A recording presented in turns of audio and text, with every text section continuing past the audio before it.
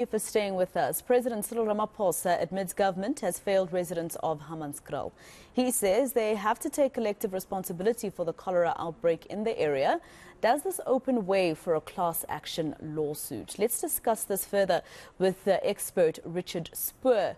Mr. Spoor, thank you very much for your time here on eNCA. Just first of all, let me try and get the team to just play this particular snippet of what the president said yesterday in Hammanskraal while he was speaking to those community members. And I wonder if you would say that this can be used as evidence in the civil lawsuit. Let's just have a listen very quickly.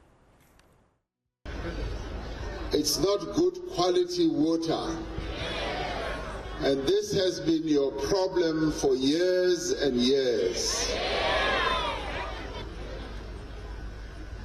Ke batlo ho kopa tshwarelo ho lona kaofela on our collective behalf. Hore constitution ya rona e le fa tokelo.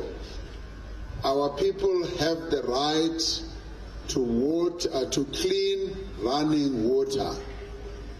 And in this case, we will admit that we have failed you. We have failed the people of Hammanskraal. We have failed you. There you go, Mr. Spoor. The president himself saying in his own words, we admit that we have failed you. I think at some point he even went further and said we have failed in giving you constitutional rights to clean drinkable water. Can this be submitted as evidence in court in a civil matter to say, look, here's the man, he admits, so they owe us an explanation and probably reparation? I think it's a question of what is he admitted to, and I think what he's admitting to is common cause. That is that there are serious problems with the provision of, as he puts it, fresh and clean water to residents. And there is a major problem with the water treatment plants in the Tshwane area, and in particular the plants that are dumping their effluent into the rivers that run towards Hammanskraal. So what we have is a public health problem with water, the treatment of wastewater and the provision of clean water, drinking water, clean, safe drinking water to people. And when we don't have those things, then you create an environment where diseases like cholera are likely to emerge. You increase risk of cholera, and that's what we see. We see cholera emerging, but it's not as if they caused the cholera. Cholera is not an endemic disease to South Africa. The first cholera cases were only detected in South Africa in the 1970s. They're endemic in our neighboring countries. It's not endemic here yet. But it gets brought in from time to time, and in unsafe and unsanitary conditions like we have in Hammanskraal and many other parts of the country, it proliferates. So what we're really talking about here is that poor public health systems lead to an increased risk of cholera outbreaks. Just like poor road conditions, poor law enforcement on the roads leads to increased number of accidents and road fatalities. It's not an admission that I caused the cholera, I'm responsible. We know that first of all, to prove that, you need scientific work. You need epidemiologists, you need experts from the National Institute of Communicable Diseases to take samples and to try and track down the source of this illness. So far, as I understand it, they haven't tracked it down to the water supply or even to tankers that were providing this water. To do that, to prove that, to hold them liable civilly for the harm that they've done, the people who've died. We've had over 200 cases. We've had over 30 fatalities. But to hold the state liable for that is not so easy. We're going through the same problem with listeriosis and holding tiger brands liable.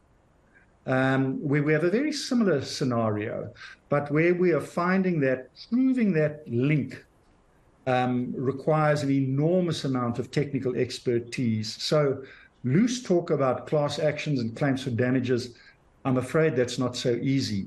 It's probably easier to get an order to say, look, we have a constitutional right to clean water. We're going to force Tshwane and the state to clean up and to improve our water reticulation system, the treatment plants, to improve the provision of clean water to residents, because if you don't do that, people are going to die. So we've got a remedy to force them to do something better, and I see there are such cases. But in terms of damages claims, it's very challenging. It's very difficult. A lot of work to be done, yes. All right, so I guess his saving grace then as the president is the fact that epidemiology has still not taken place, and so far science says the problem is not in the water. So the only thing maybe that he was admitting to is the fact that the Rooiwal wastewater treatment plant has been problematic for a couple of years, and not necessarily to the cholera outbreak itself. So, you know, in terms of the fact that some of these families have already appointed a legal firm to fight this against government for them on a civil platform, you know, who will they even cite in their submissions? Who would you suggest they cite if they're going after reparation from government specifically? It's going to be tricky, but clearly Tshwane is the you know, the local municipality with direct responsibility for this, and they are the obvious target to go after. But you're going to have to demonstrate that not only is the quality of the water in the area not acceptable, but you're going to have to show that it is the water that they provided that caused cholera. Now, we know that it doesn't always meet appropriate standards. It can make people sick, but being sick doesn't prove you had cholera. Cholera needs to be demonstrated with you know, scientific testing and samples that have to be checked in the body. And if you can't link it to the water, it's going to be extremely difficult. It's not the first one. We have periodic breakouts. Some years ago in Delmas, we had a string of cholera cases in Mpumalanga, and they do arise from time to time. But linking them back and holding somebody liable, you know, if we had more of these cases and we had more precedents, it would become easier. We have precedents for this. There's a case of Lee, which dealt with a person in a prison who contracted TB. And the courts held that the prison authorities didn't cause him to get TB, but they created an environment where the risk of him contracting TB was greatly enhanced. And on that basis, they held him liable. You can try something. You would need to try something similar here. You'd have to say their neglect has led to an increased risk. As a result of this increased risk, people have got sick and have died, and you should be held liable for that. But Lee stands alone. It was very special circumstances, and I don't believe it's going to be easy to extend it to the scenario. If it were extended to the scenario, it would set a very difficult precedent for many local municipalities.